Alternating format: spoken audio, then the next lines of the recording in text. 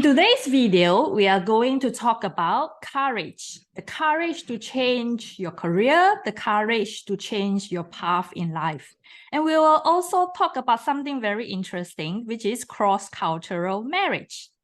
Welcome to What's Your Advice? I'm your host, Alice. And on this channel, we bring in esteemed guests to share their invaluable insights on a variety of topics based on their unique background and experiences. So without further ado, let's dive into today's episode with our incredible guest, Mr. Timothy Gleason, who will share with us very, very interesting stories about himself. It takes a lot of courage to reinvent yourself. Today's guest used to work as a warehouse manager, a gas station attendant, a taxi driver, and is now a certified accountant. Welcome, Timothy. Hi, Timothy. G'day, Alice. How are you? Hi, nice to see you. Timothy. Hi, Alice. Thanks for having me today. Yes, it's my pleasure. It's my honor. Thank you so much for willing to do this. So Timothy, very interesting career history that you have.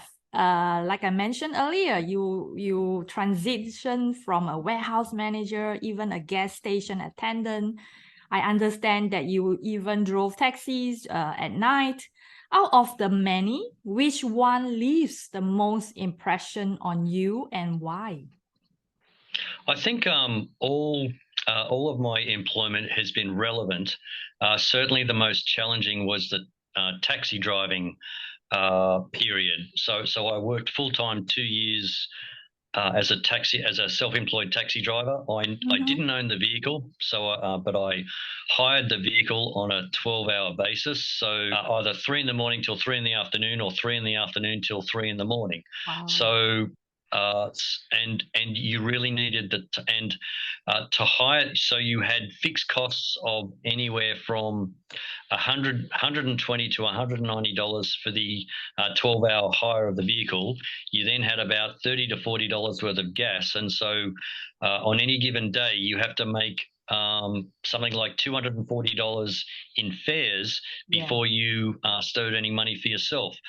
And on some very slow days, you might actually have to take money out of your pocket to pay for the vehicle hire because you didn't make your cut. So unlike other occupations where you're paid an hourly rate, as a taxi driver, if you're not flogging your vehicle, gaining fares, you could be going backwards. So and the other thing too is that you think it's quite easy to drive a vehicle, take a person from point A to point B. Back when I did this, there was no satellite navigation. You had a street directory to quickly determine where you needed to take your customer.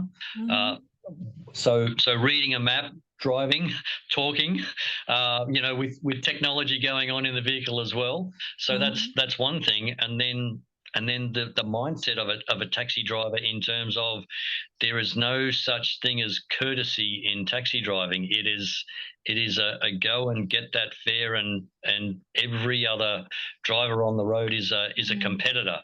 So it really was a cutthroat industry to work in, but at the same time, you're your own boss.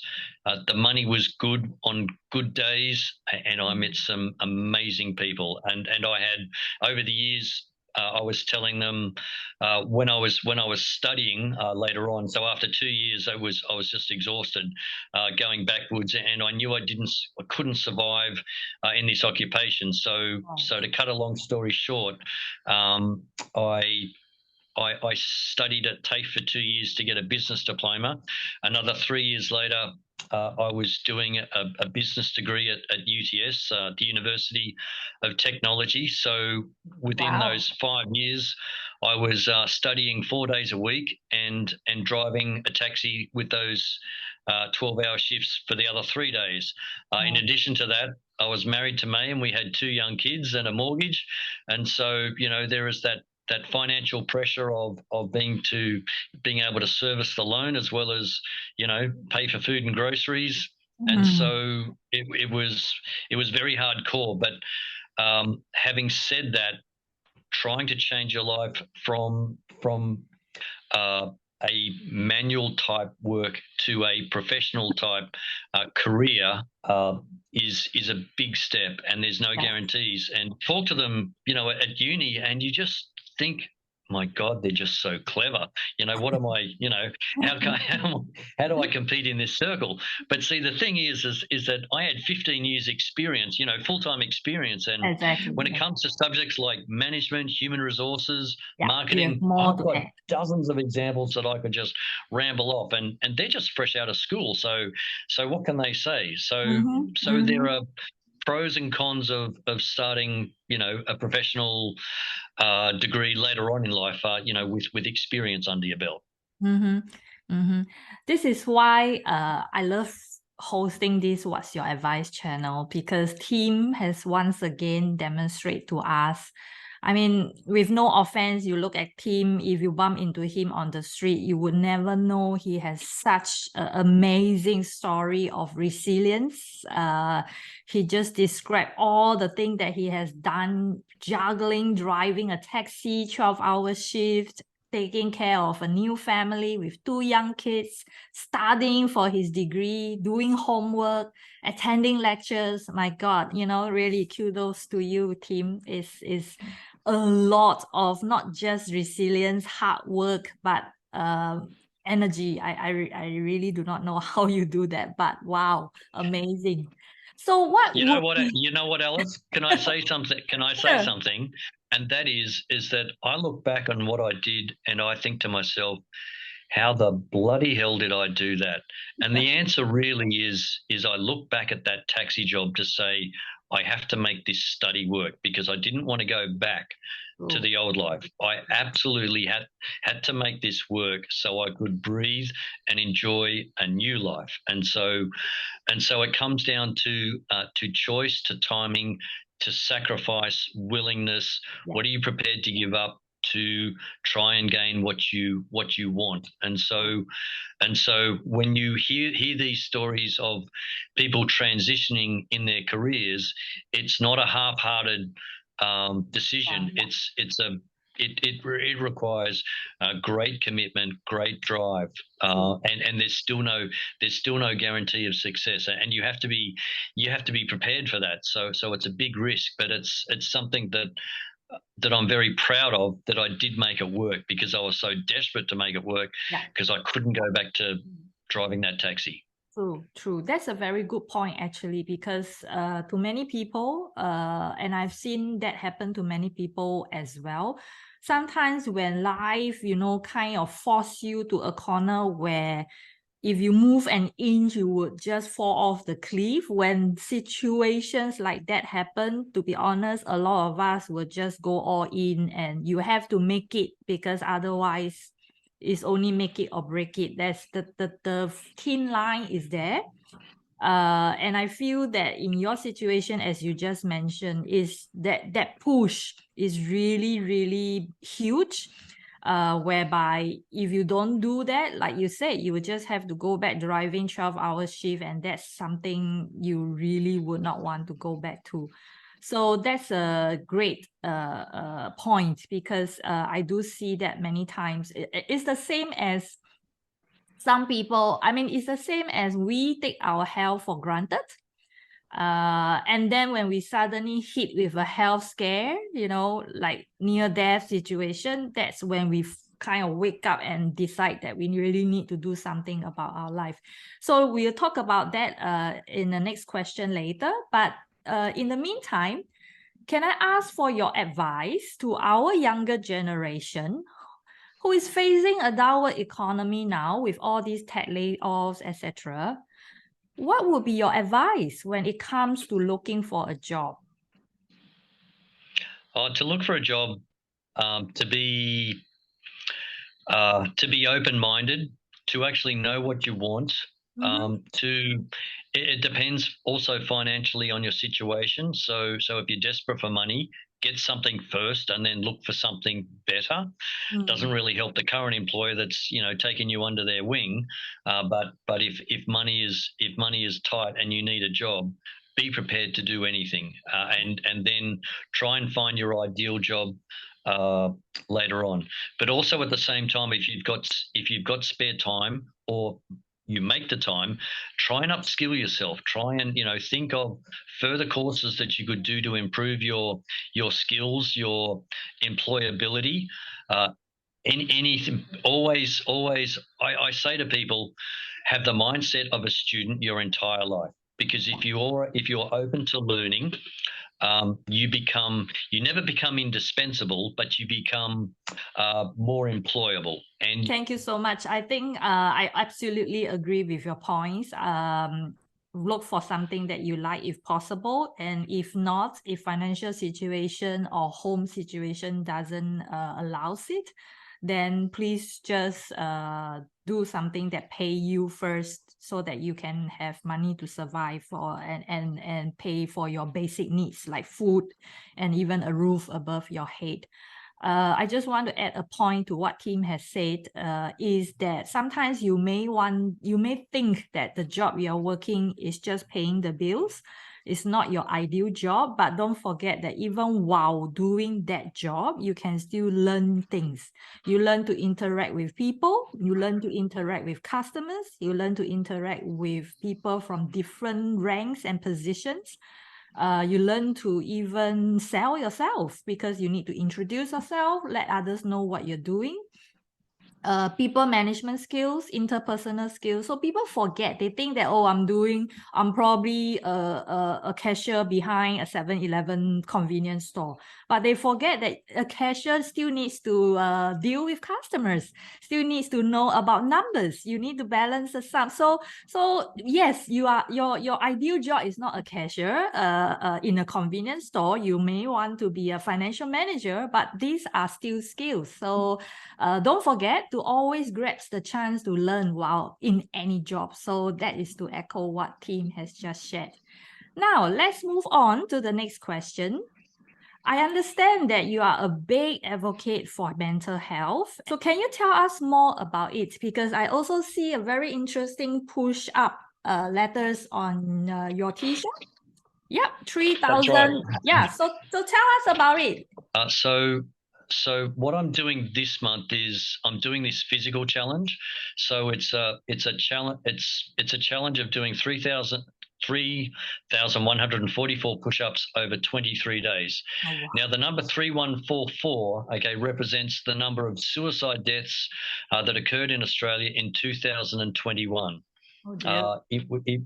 It's 5 more than the number of suicide deaths in the preceding year, 2020. So I've volunteered this with what's known as the push-up challenge. Mm-hmm. And there are people just like me all over Australia doing this challenge. We're also asking for donations for people in this headspace, such as Lifeline. So Lifeline is an organisation where people are on the phone, and they're having phone conversations with people who ring up and say, "Hey, I can't handle it anymore. I need some help. I need someone to talk to." So these professionals are on the phone talking life and death situations to these people that need help. So on one hand, yes, it's a physical challenge with mapped out number of push-ups done over these 23 days, as well as seeking donations, for these wonderful organizations such as Lifeline and the Push for Better organization. So I'm currently promoting that on LinkedIn and Facebook. We've just done our first day, just a lazy 96 push-ups. The biggest push-up day is the second last day with 210 push-ups. So so I'm putting the word out there about the importance of mental health, specifically that a conversation can change a life. So even in a mental health space area, in a work situation, if you see someone withdrawn, don't ignore it. Come up and say, "Hey, are you okay? Are you feeling all right? What's bothering you? Did you want to talk?" Those sorts of things. So a conversation can actually actually change the mindset of someone into them stop thinking about how bad their situation is to something more positive, and that's our goal there. Community spirit of, hey, we're in this together. Let's step up, helping each other through conversation. Beautiful. Thank you so much. That's very impressive, which is also why I decided, I mean, I cannot do push-ups. I'm really bad with that. But I decided to support you virtually by wearing yellow because I understand that your team's name is the Lemon Tree team. But also, I will be sharing Timothy's link for the donation, as well as if you would like to join him in this push-up challenge, you can always contact him. So I'm going to put it down in the video and in the post later. Thank you so much. It's very, very impressive. I mean, I think I cannot even do more than 5 in the and the female version with my bent knees, not the full push-up. We're all good at something, Alice. So maybe you're better at planking. Maybe you're better at planking than I am, because planking is very, very difficult for me. Planking is difficult as well. I seen yours; it was perfect posture. My God. Anyway, yes, maybe next time, or next time I'll join you in a dance challenge. Who knows? Or maybe I'll join May in the kitchen. So which will bring us very nicely to the next question that I have for you. Let's move on to something a little personal. I know that you are married to a Hong Kong Chinese for more than 30 years. What's your advice for anyone who is considering entering a cross-cultural marriage? And how can they prepare themselves for the unique challenges and opportunities it may present? And I'm asking this because I too has a cross-cultural marriage myself. I think the key is patience. You have to be very, very patient with your life partner because they speak a different language. Like May speaks both Cantonese and Mandarin, and when I met her, her English was very, very little, and so and I am ashamed that I hardly speak any Cantonese and really zero Mandarin, even though it's been all this time. But I've spent my life transitioning into a different career, and so the excuse of I haven't made enough effort to learn more Cantonese is that's my bad. But so getting back to your question, be patient with your partner, okay? Because their mindset is totally different. How they're brought up, even how we sit and eat food at the dinner table. So for example, if I'm eating a bowl of rice, my wife wants me to put the bowl up to my chin and scoop it into my mouth. All right, and I'm never comfortable doing that because it's, I don't know. I don't feel. I would rather pick up rice and the food with chopsticks and put it in my mouth from a distance. But I get scolded if I don't, like that, which to me is, sounds repulsive. So, so on two sides of things, there is that uncomfortableness on my side from the way I've been brought up to the comfort of what she's used to within her cultural things. So. And we also have 2 adult boys, so and they're fluent in Cantonese, which I'm very grateful that May persisted with teaching them that language. And look, when we go to China or Hong Kong and they meet family or friends, and because my children are more Anglo-Saxon looking than they are Asian looking, and when people look at look at a person that's not Chinese, speak Chinese, they're like fascinated. They're like, wow, look at this. That's right. And so, but having said that, we've grown up with both cultures, the Chinese culture and the Australian culture, and we We mix both. So we take the best of the Cantonese, Hong Kong culture as well as our Australian culture. And, you know, do you feel more Chinese? Do you feel more Australian? They said, Dad, we're both. Okay. And we're equally proud of both, you know. And I think, isn't that a wonderful answer that they can, that they, you know, have been exposed enough to both cultures Yeah. that they feel, you know what, it's not one or the other. It's actually, I am part of both of it, and they live it, and it's absolutely incredible and enlightening to me that that's how they feel. That for all you people out there, you know, that have kids, you know, you're in a mixed marriage and your kids, you know, are mixed as well. Can I also say that a doctor told me that the kids that we're having are actually superhuman because of the mix of the, you know, of the DNA from one culture to another culture. It's actually generating stronger genes in your children. So one for the team for mixed for kids from mixed marriages. I mean, the audience may wonder, why do I bring up this topic? Because actually many times people forget that when it comes to mentoring, sometimes an employee will have struggles at work because of problems at home. So, and if they have like fights with their wife or husband, or kids having trouble in school, it affected their own productivity at work as well. So that is why I brought up this topic and asked him. And that comes to our final question. What's your advice, therefore, for working through challenges and conflicts in a cross-cultural workplace? Because nowadays, of course, everyone wants to work in an inclusive and diversified company culture, and that means dealing with different cultures. So based on your cross-cultural marriage, what kind of tips do you have for our audience on how they can use that knowledge and transfer it to the workplace?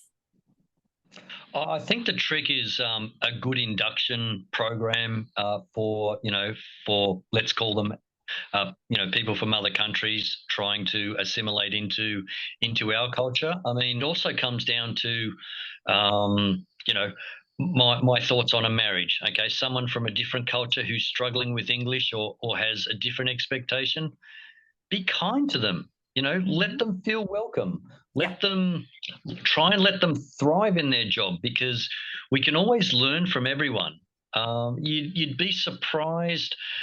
You'd be surprised how much you can learn from other people from different countries. I'm a little biased because I love culture. I love learning about business culture, how things are done in an organization, how we can impact, you know, what we might walk into a new job, and, you know, the policies and procedures might be regimented, and, you know, there might be a better way of doing it. And so have the courage to say, hey, I think we can do a better job of this if we, you know, if we keep the fundamentals, but we change the procedures a little bit so that we can improve the efficiencies.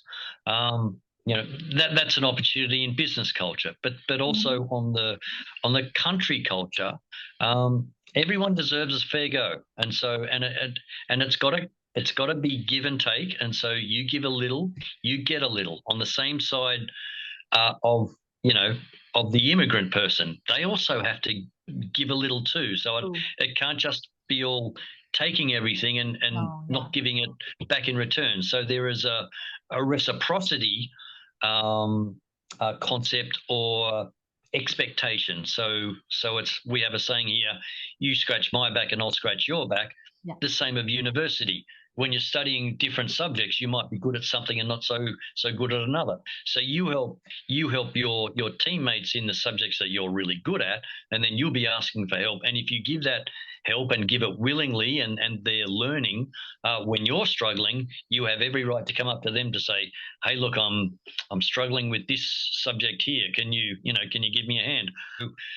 Getting back to a workplace scenario, we're good at some things and we struggle with others. And so let's help those let's help those with things that come easy to us, help them do that, because I'm sure that we'll struggle with other areas. And even here where I work, there are some jobs that I favor and other jobs that I just, if I have to do them, I'll do them. But if I can palm it off and give it to someone, then that's great. But then I'm obliged to also help them when they need their help. So it's help everybody get on. Let's do this job together, and when you do that, when you help people, you feel good about yourself, okay? And the person receiving the help, they'll also feel grateful that they've been given the help. And so I feel great helping. They feel great because they feel clever because they've been helped and they now understand better what they're doing. And it goes both ways. So I might, down the track, I might need a favor. Hey, can you help me with this? Being non-specific. So it's like, just let's get on. Let's help each other. Let's be part of a team. Okay, and that builds community. Yeah. Thank you so much. Very well said. In other words, there is actually no you or I. It's always a we, a team. Give and take, help each other. Why draw the line between you are different or I'm different? We are just both human beings living in this wonderful, beautiful place called Earth. So thank you very much. Thank you so much, Timothy. I wish you all the very best in your push-up challenge and everything that you do. And thank you once again for joining us today in our What's Your Advice? Till then, I'll see you. Thank you so Alice. much. Thank you so much for joining us. We hope you enjoyed the discussion and find it informative and engaging. If you have any topics, suggestions, questions, or feedback, we would love to hear from you. Be sure to subscribe to our channel and leave us a review. Your feedback means a lot to us to help us to continue bringing you quality content. Until then, take care and keep exploring. Bye. Bye.